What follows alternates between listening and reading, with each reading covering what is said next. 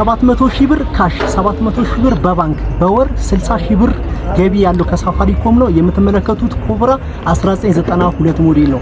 ዛሬ በብድር መግዛት የምትችሉ መኪኖችን ይዤላችሁ የመጣሁት ይሄ የምትመለከቱት ፋይፌልም 2004 1 ሚሊዮን ብር ካሽ 1.5 በባንክ የሚመቻች ነው።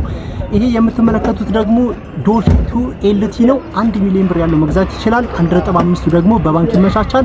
ሞተር ያልፈታ ቀለም ያልደረበ ዶልፊን ነው።